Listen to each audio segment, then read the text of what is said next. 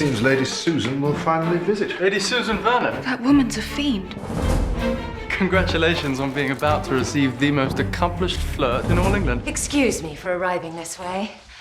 What a delightful family pose. Can you please welcome to the stage Kate Beckinsale and Whit Stillman.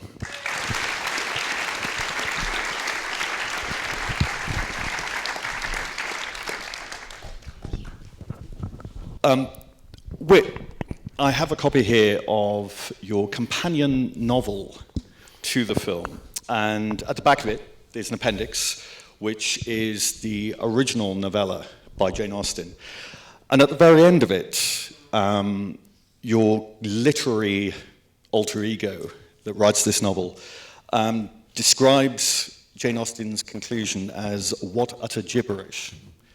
So with that in mind, why did you want to make write an adaptation and direct an adaptation of this novel?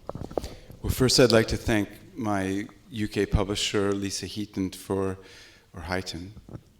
I've never spoken with her as her last name, but for being so foolish as to publish the book here. And it's the same publishing house that Jane Austen has. So John Murray Press published the last novels of Jane Austen.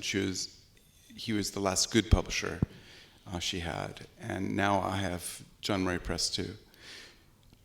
Lady Susan has some of Jane Austen's finest comic writing, and so she didn't finish it, she didn't publish it, but some of her most sort of beautifully comic, best written sentences and paragraphs are in it. So it was kind of fantastic to discover this gold mine that no one else had found of wonderful comic material, which from the very beginning I thought that Kate Beckinsale would be best to perform. But at the time she was still a teenager. So I found it in sort of 2003 or 2002, and Kate was just off Last Days of Disco, so she wasn't quite the right age to play a beautiful young mother. And fortunately, my writing process is so long that we all gestated at once. That actresses can grow into the parts.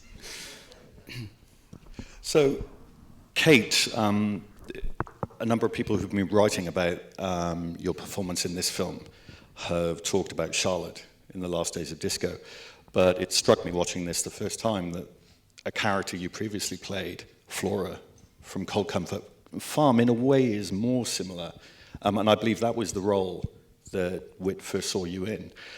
Could you talk a little bit about your reaction to the script for this when you first read it? When I first read it, I was in Bulgaria doing a film, and I was really excited to see that Whit had sent anything, because it's going to be interesting if Whit has written something. And then I was sort of 10 pages into reading it and thought, hang on, this is a bit racy. It can't really be based off a real Jane Austen. It must be Whit channeling Jane Austen in a racy way. And then I kept flipping back to the cover page and discovered that it was based on a novella that I had not heard of, and then it just continued to be this kind of fabulous naughty woman. And I remembered the last time Whit asked me to play a fabulous naughty woman and thought, yes, please, very hard. In terms of developing the role of Lady Susan together, did you have much discussion about how an audience would react to her?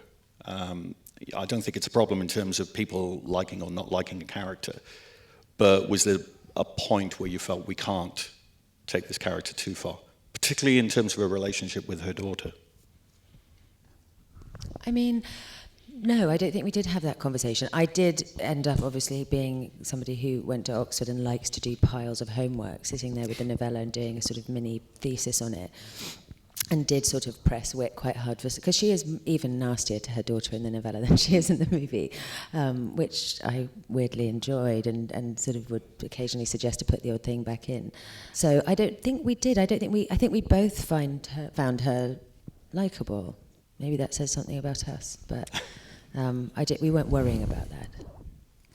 It's a very interesting question, because actually we're here tonight because Louisa Dent from Curzon Artificial Eye bought the film, and my first hope for selling the film was Louisa Dent, and so the Cannes of 2013 I showed her the script, and she hated it, and she hated these malicious women plotting and scheming And fortunately, somehow, seeing little bits of auditions and things like that, she was turned around to liking the film and buying it, so we can all be here at the Curzon Mayfair. We don't know what cinema we might be in if it hadn't been for Louisa changing her mind.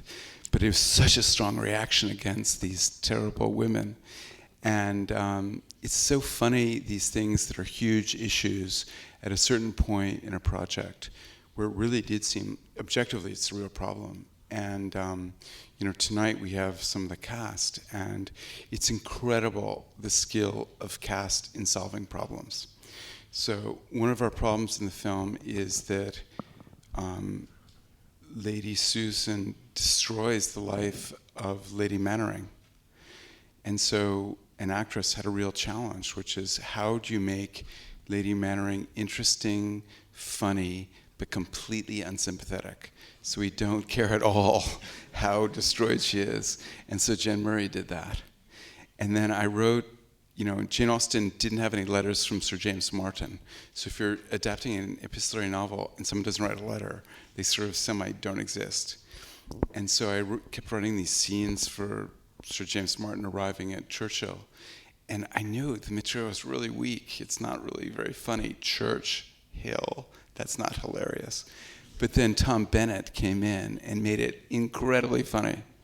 And so many of these problems in a script are solved by the performances, including especially Kate's. So on the page, Lady Susan was pretty vile. But with a smile and with a charming performance, it all changes. I agree. I think the performances are remarkable, but I still think the script is astonishing. And I was surprised to find out for something that's taken around 12 years to develop, even when you were filming, you were adding dialogue, and I believe the 12 Commandments was written that morning. What prompted you to actually write that? Well, I had a wonderful producer. So Kitty Holly was not only a great producer, but sticking with a project for many years, which is not normal, frankly. But she also gave me great material. So Katie, raised by nuns in Dublin, conveniently forgot her catechism. And I had already put in the 4th commandment, and she started referring to the 12th commandment. So I said, Katie, thank you. I'm going to save this for Sir James Martin. I mentioned the Last Days of Disco, and obviously the two leads from that film appear in this film. There are also other tiny similarities. I watched that film recently, and there's a scene on the subway where your character dismisses a guy who she feels is just too close. And watching this again and seeing a similar scene where the man just walks up out of the blue to say hello. And was it conscious, this idea of linking the two films together? Well, you're not the first person to bust me for that plagiarism. You're the second. But the difference in this film is we have a topper. So in Last Days of Disco, she just dismisses the guy and shouts and sends him out. In this, she clarifies that she only does that because she knows him well. So that makes it a better joke. So it's the same joke, but improved. Lady Susan. How dare you address me, sir? Be gone, or I will have you whipped. Outrageous. Have you never met him? No, I know him well. I would never speak to a stranger like that. For you, Kate, working again with Chloe, obviously Chloe has a smaller role in this film. One of the things I find... Actually, let's actually talk about the comparison of Charlotte with Lady Susan. Because I know, I've read a few reviews that say Lady Susan's far worse. I think the opposite. Charlotte's far worse. Charlotte's far worse. Charlotte's not living in a period of time in which she's having to box as clever as Lady Susan is. I think, without kind of harping on and on, just trying to put yourself as an intelligent, ambitious woman in the constraints of that time period. Lady Susan is fairly pioneering in the sense that she isn't allowing those constraints to really stand in her way of the freedoms that she clearly believes that she should have, which a lot of us have got now. Charlotte's just mean. you know, and especially mean to Chloe. That was quite a nice thing of sort of 200 years later coming back and not accusing Chloe of having venereal disease. It was nice, you know, it was a nice change of speed. That you know, it's nice to have a film where there's two women who sort of love each other. I mean, there's not a lot of love and friendship in this movie, and in my opinion, the love and friendship part refers to Chloe and my character, both of them really. So it was very nice to have her back, and also that she didn't have to be, you know, my tour guide and sort of accent coach and everything else she helped me with the first time. It's interesting to look at some of the roles that you've played. Charlotte, Lady Susan, you've also played Emma Woodhouse, and I mentioned Flora from Cold Comfort Farm, and I thought if you pitted them all against each other, who would survive? And I thought actually probably Ava Gardner would come and wipe the floor with every one of them. Just possibly throw a big heavy ashtray at everyone. Take them out. You mentioned the fact that the love and friendship is really between these two women.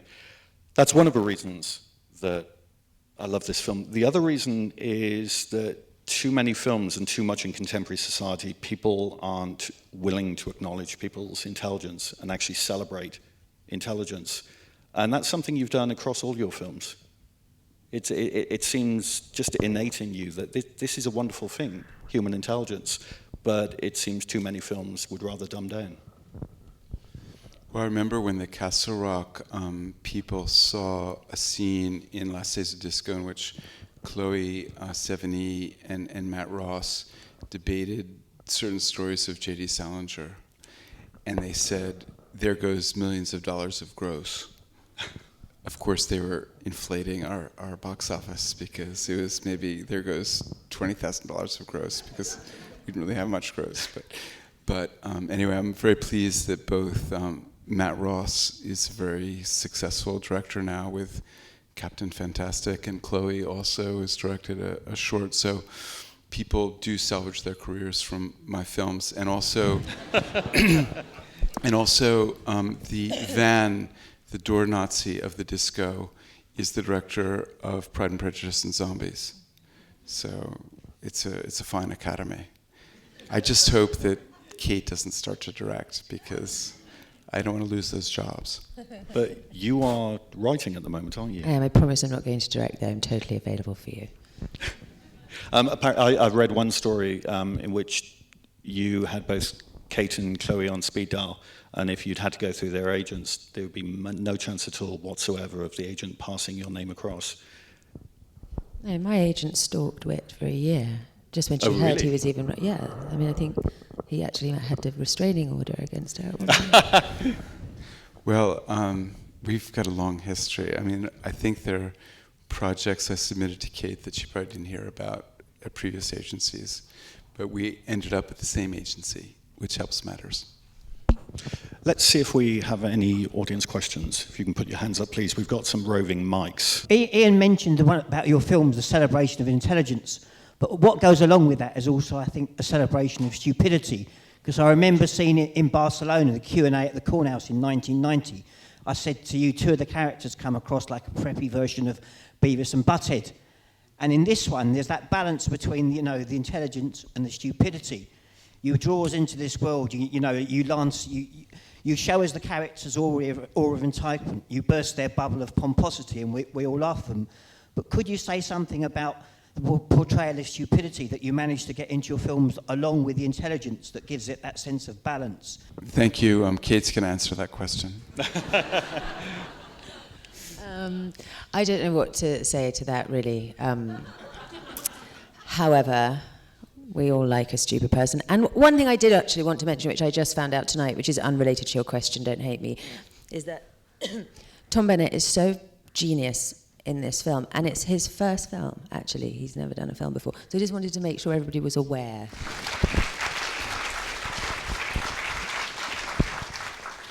Well, I think there's something brilliant in stupidity. It sort of finds the truth somehow. So I think, I don't know what to say. We have tried not to pander in the films, and we've paid the price of 12 years of not working. So I'm not sure if to pander or not to pander, that is the question. I guess, just as an extension of that question, your approach to comedy, with certain films, people have sort of comedies of witty wordplay, others go for slapstick, and it strikes me that your films can cover both broad comedy and the more sophisticated wordplay. And is that ever a problem when you're writing about how you balance the comedy in your screenplays? Well, I think there's a difference between the first 3 films we made and the subsequent projects. So I remember this comparison that was incredibly helpful and flattering to us about whether our films were somehow related to Woody Allen's films. And he always had the courage to go beyond naturalism. He would, with Mighty Aphrodite, with Mira Sorvino, he had all kinds of Greek choruses and strange things. And our films, the first 3 films, were very naturalistic. They were supposed to be comedies, if people chose to laugh, but nothing very strange or bizarre happened. And in the sort of 12 years in the wasteland, when Kate's agents wouldn't answer my calls, I sort of changed. I saw a film with Will Ferrell called Elf, and I really fell in love with it. And I fell in love with sort of stupid, innocent, well-meaning comedy.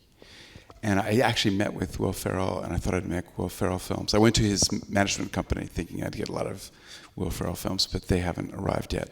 So I sort of decided I'd have to write them myself. So in Damsels in Distress, we had a lot of that kind of comedy in the fraternity house, which people, frankly, mostly hated. But I liked it. And in this film, somehow it hit the right spot with a whole number of actors. So Tom Bennett, is getting a wonderful amount of attention, which is really good because he really helped the film and he did a wonderful job.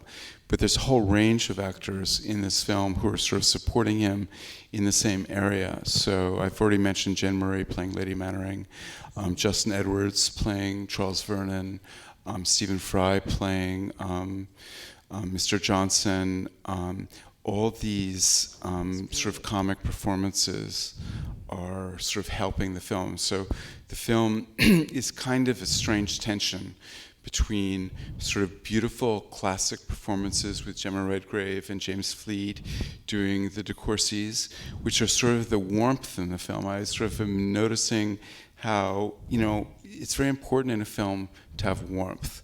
And the fact that the last shot in the film proper is this very warm moment between Lady De Courcy and Sir Reginald De Courcy. And I think the first really comic moment that draws people into the film is they're reading the letter together. So all these different strands of performance sort of combine in the film, and it was incredibly lucky to have everyone collaborating this way. It's actually great to be into cinema and know where you're at in a movie. There was an eruption of laughter in the audience, and I thought, yeah, they've hit the Churchill moment in the film. How important an element of the story was it for you that, Lady Susan is a wicked, immoral character, but does not get any form of comeuppance? She is... Thank you very much. I really like that. With it. Yeah, I don't like comeuppance. I think people should... I think scorpions should be scorpions. Snakes should be snakes. Lady Susans should be Lady Susans. And who are we to sort of give them comeuppance? They should go about their destiny. And in their own way, Lady Susan is a wonderfully virtuous character as far as what she achieves. Because except for poor Lady Mannering, Jen Murray, she doesn't do any harm. She actually just enhances everyone's existence. So I just sort of hate that moment of comeuppance and whatever it is. It was important to transcend that. Another question, we have someone there, and someone over this side. Down the bottom here.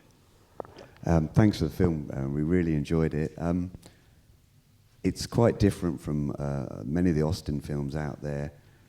Did you purposely go out to be so different? Were there things that you purposely went towards, or were there things, there were tropes in the Austen stories that you wanted to stick to? How much did you work away from that, and how much did you try and do something different on purpose? Thank you. That's a really good question.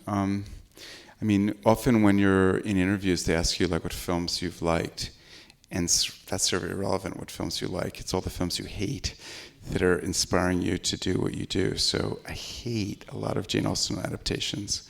I love Sense and Sensibility by Emma Thompson and Ang Lee, and I don't talk about any other Jane Austen adaptation. So,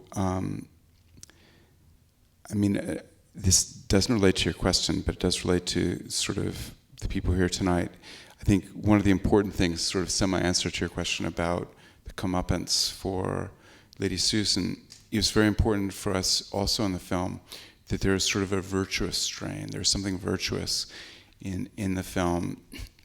And I think we sort of had Emma Greenwell playing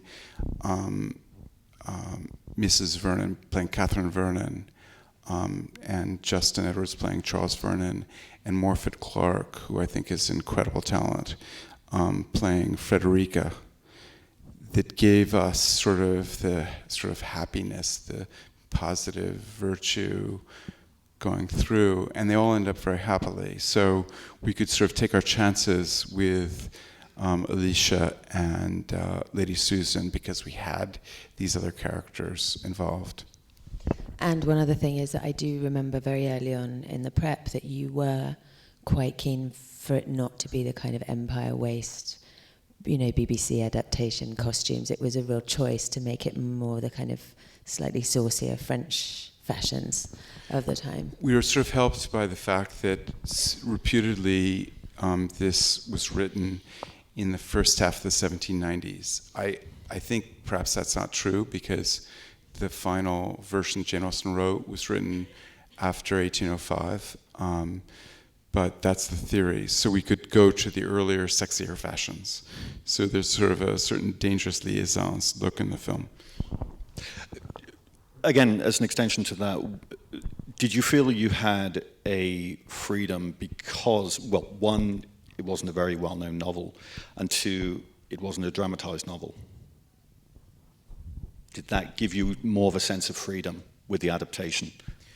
Well, it seemed like you sort of had to cross the Alps in adapting an epistolary novel, because epistolary novel is exactly the opposite of the sort of geography of our films. So the geography of our dialogue films is people have to be close together, they have to be within earshot. In an epistolary novel, they have to be far enough away to write letters to each other. So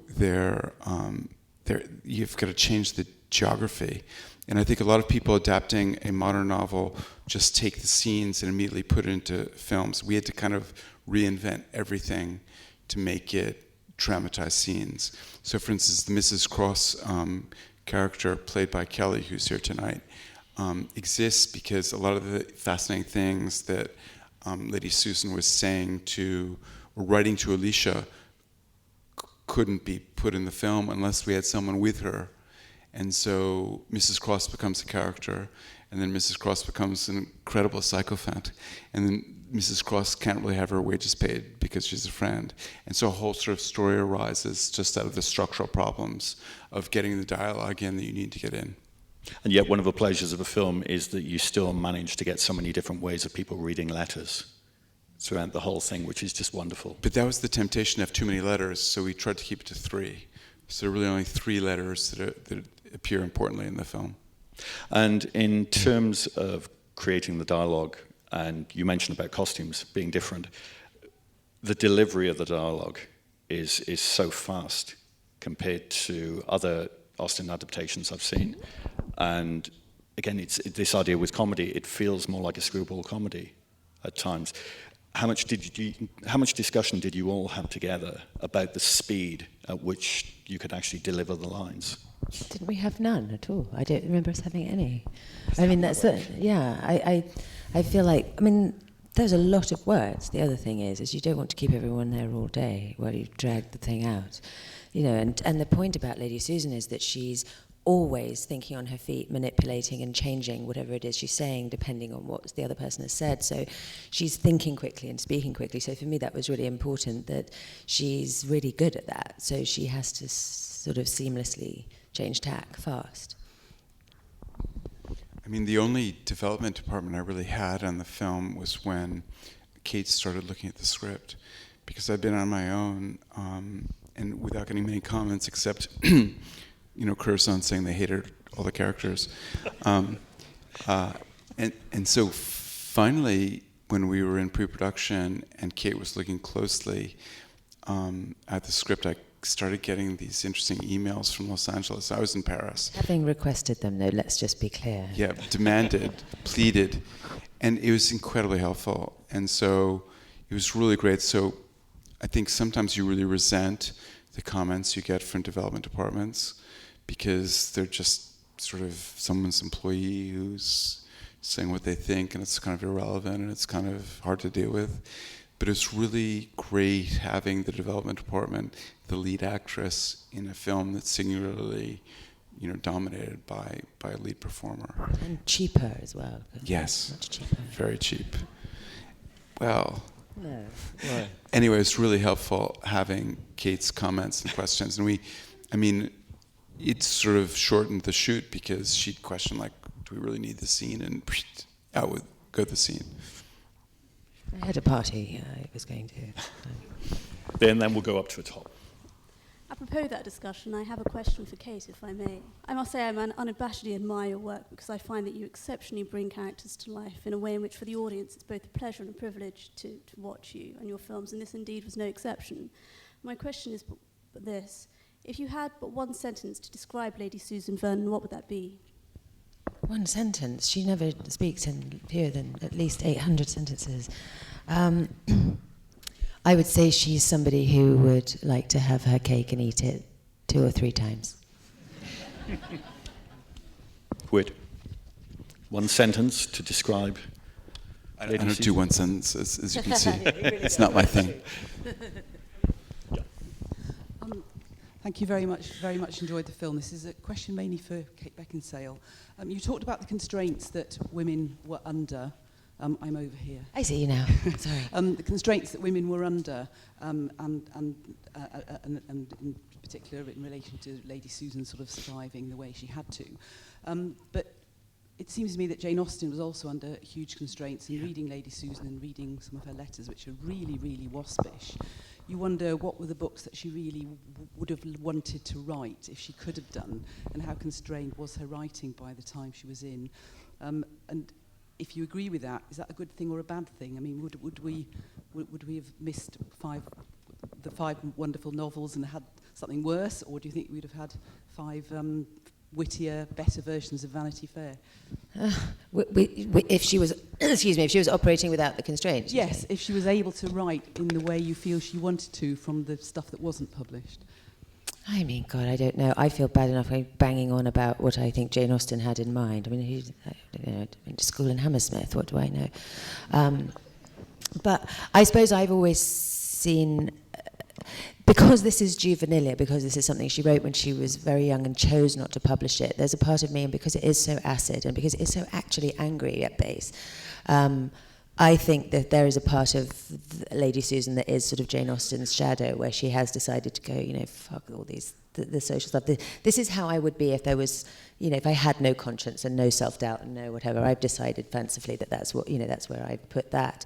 I don't know if you can really take just Jane Austen out of her period. She's writing at such a specific period of time that she's kind of expressing that. I don't really know how to even imagine that, but I do like to think Lady Susan is a little bit of a peep into, you know, what Jane Austen as an immensely genius, talented woman who couldn't publish under her own name, you know, was feeling at the time. I think on that note, we've got one hand at the very back. Yep. Suddenly a flurry of hands coming up here. Sorry, apart from the obvious draw to work with Whit Stillman again, if it's not too much of a feminist strand, I just wanted to hear your opinion on what it was to actually be able to go several hundred years back in history but act completely naughtily how we do today, and what it was to enjoy being able to be the one woman in society who was saying exactly what she thought. Well, except she isn't really. I mean, the only time I think Lady Susan's absolutely candid is with her best friend, Chloe, which I must say not much has changed. You know, that's probably the same for me. But she, you know, she's... Well, I don't know. How do I answer that question? What's it like being naughty 200 years ago. I mean, I thoroughly enjoyed it. I really did. Georgiana, Duchess of Devonshire, knew. I mean, I think a lot of people know how to be naughty in the 18th century. It was kind of a specialty. Yeah, but she didn't have a good time of it by the end. No one does by the end, but it's half the fun is getting there. I just wanted to ask about the Irish locations. How did you find that filming in Ireland? Windy. Windy with that hat on. The wind helped their dramatic performances, I felt. Well, the Irish Film Board had the clever idea of showing me the locations in June and July. So I had a daughter attending Trinity College Dublin and then studying law in Dublin after. So I was shown these wonderful locations by the Irish Film Board. And it really is English Ireland. So there are the sort of great English families implanted in Ireland in the 18th century. And it was a wonderful experience to be able to shoot in these locations. And when I was setting the film up, I did speak to people in London, and they really said that it sounds like much better to shoot up there because London has turned into such a incredibly prosperous international metropolis, and to sort of get to the set takes just so long. And it's really important when you're shooting a film that you can kind of quickly get to these beautiful places. And they're just absolutely beautiful places around London, but getting there is ruinous for a budget. And so Ireland has become sort of the backlot for period British films, and it's a wonderful backlot with wonderful crews. We had just an extraordinarily great experience there. Thank you. And the film only took 26 days to shoot, 27, but apparently you were so quick with your lines that you managed to save a day, I hope. Teacher's pet. Thank you very much to Curzon, but most of all, can you please join me in thanking our guests this evening? Thanks very much. Thank you. I'm enjoying Sir James's visit to Churchill. Churchill, that's how you say it, all together like that. I'd heard church and hill, but couldn't find either. All I could see was this big house.